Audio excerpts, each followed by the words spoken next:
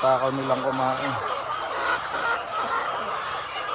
Magandang araw sa inyo mga kamangyan. Ayan, kumusta po kayo?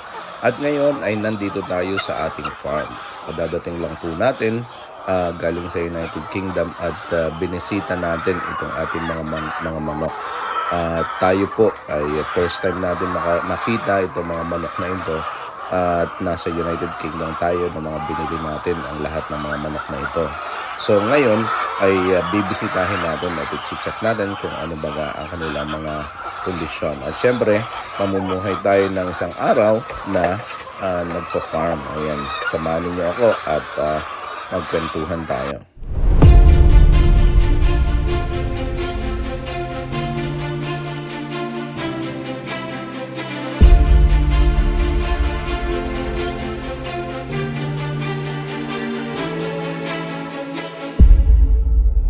So unang-una natin ginawa dito ay chinek natin yung mga kondisyon ng ating mga manok. Kasi meron ding mga manok na medyo mababa yung health nila. So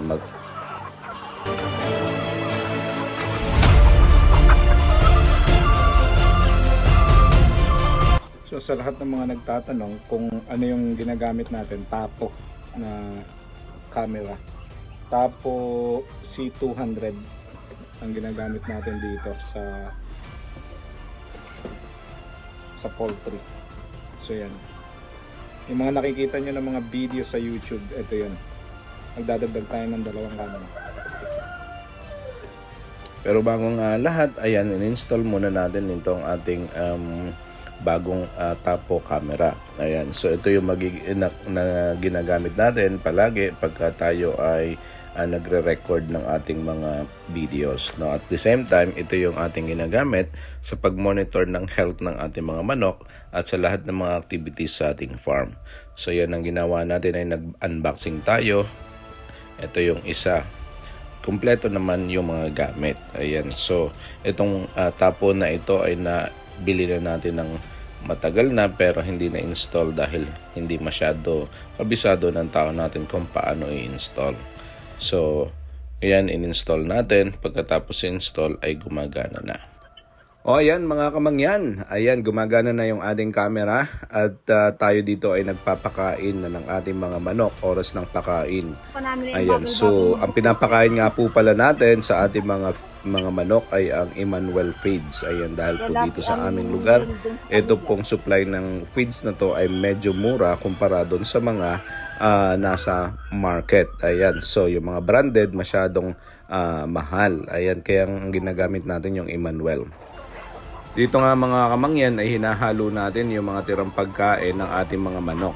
Para nang sa ganon ay kainin ulit nila yung mga natirang mga pagkain. Kasi kung hindi ay maiiwan na yan diyan at feeling nila luma yung mga pagkain nila. So ayan, taking a close look dito sa ating mga manok, mga healthy naman yung mga batch na ito. Na may mga pailan-ilan na medyo may bulutong ang kanilang mga palong, mayroong mga mata na medyo paga at saka yung iba naman ay may mga makuputlang palong, no? Pero hindi halos lahat. Ayan. So ayan guys, at closely ay tinitingnan natin ulit, inaayos natin yung mga pagkain nila para nang sa ganun ay tuloy-tuloy yung ating pagpapakain. Kasi kung hindi hahaluin, ang mga manok, ang feeling nila ay luma yung pagkain. So kung luma yung pagkain, hindi nila kakainin. Akala nila ay luma yan. Ihika ng mga manok guys, pagka hindi mo hinalo, yan, hindi nila kakainin yung binigay mong pagkain. Okay, so dapat malinis din lagi itong mga inuman. Palagi dapat malinis. Mapapansin nyo, meron tong mga tira-tirang pagkain dito sa pagka kumain sila, yan o. Tapos iinom sila. Meron silang mga dumi-dumi sa kanilang mga tuka. Yan yung mga natitirang mga pagkain. Kaya yun yung nagiging dumi dito sa drinker. So kailangan dapat lagi malinis, dapat inaayos. So ayan nga guys, halu-haluin lang natin at nang marami ang makain yung ating mga manok. Kasi minsan kung hindi natin gagawin yan, mapapansin ninyo na merong mga pagkain na natitira sa kanilang mga feeders at minsan hindi na nila ginagalaw yan. No? So haluin lang natin ng ayos, pakain natin ng ayos na sa ganun, makakain ng sapat ang ating mga manok na alaga. So yan guys, so may mga itlog na tayo dito. Medyo maliliit pa lang. Mga small pa lang siguro to. Madami na. Ayan. Ang itlog natin. Anong oras pa lang ngayon? So mamaya mag-harvest tayo mga alas 4, alas 3. So yan, dapat ay hinahalo yung pagkain natin para yung mga manok ay feeling nila bago pa yung pagkain nila.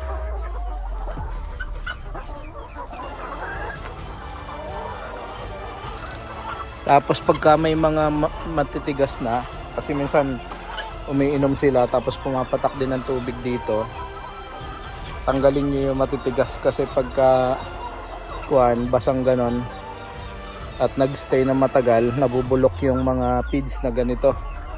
So pangit yan sa health ng ating mga manok. At tulad dito, yan yung mga nabubuo kasi natubigan.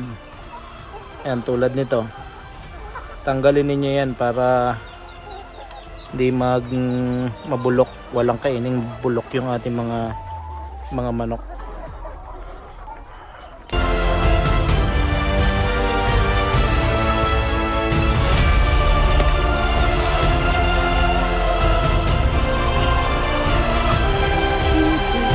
So dito guys, nagsimula na tayong mangolekta ng ating mga itlog. No? So dalawang bahagi itong ating farm. No? Meron dito sa kabila, doon sa una nating mga videos, ayun yung bago nating mga manok. Yun yung mga RTL nating bago, 600 pieces yun.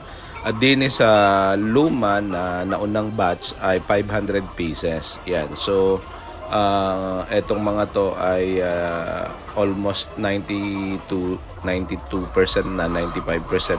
Actually umabot na ng 98% ito ng yung production hanggang sa bumaba na siya dun siya sa regular na 89, 90, 91 ganun ang kanilang production sa isang araw. Ayan. So umpisahan natin silang kolektahin at nang sa ganun ay makita natin kung ilan ang mga trays na makukolekta natin ngayong araw. So dito sa part na ito ng farm ay merong konting napunako na yung ating mga manok medyo anemic, no? Medyo mahina ang iron nila, mababa ang iron kasi yung kanilang mga palong dito ay medyo mapuputla. So bumili na tayo ng mga supplements, no, para na sa ganon ay mabigyan natin ng karampatang lunas itong kakulangan sa iron ng ating mga manok. Kasi syempre ang mga manok kapag sila ay mababa ang iron ay hindi din sila healthy. No? So pataasin natin ulit ang kanilang iron, bigyan natin sila ng supplements. No? So yun. Tuloy-tuloy lang ang collection natin ng itlog.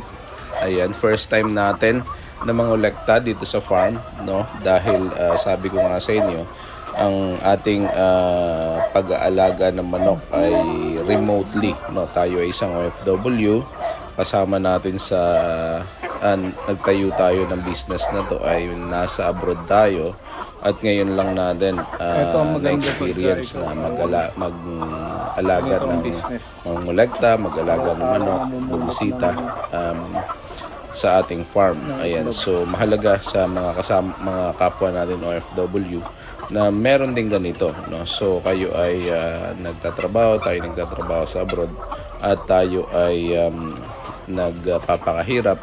Siyempre kailangan natin na meron tayong konting investment.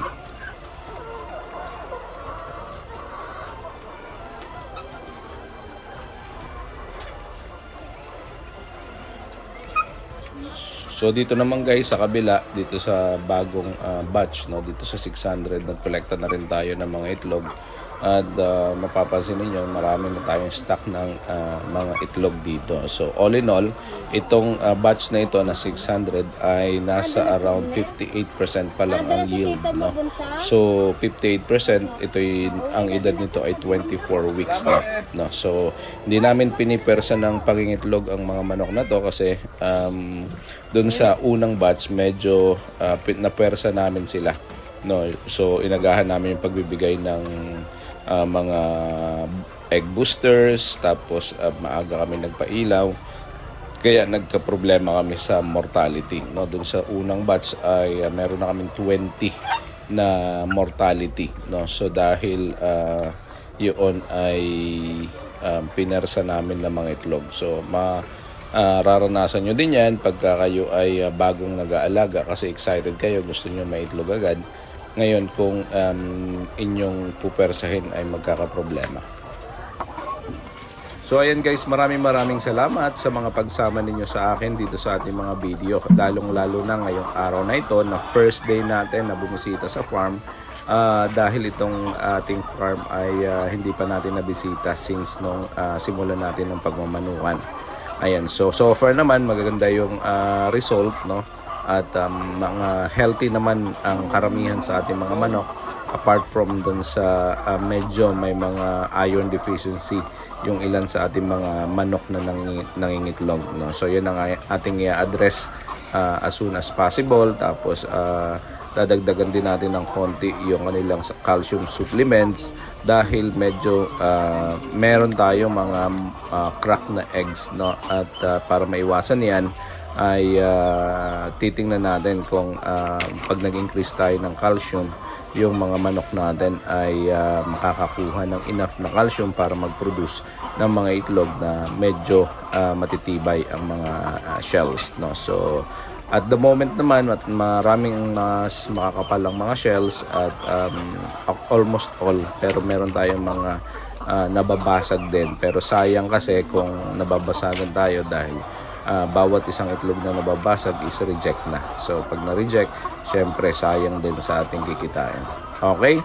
So maraming salamat guys. Samahan niyo ulit ako sa susunod na episode. Maraming salamat sa pagsama at sa pagtambay dito sa ating farm. Thank you so much. God bless. Bye-bye.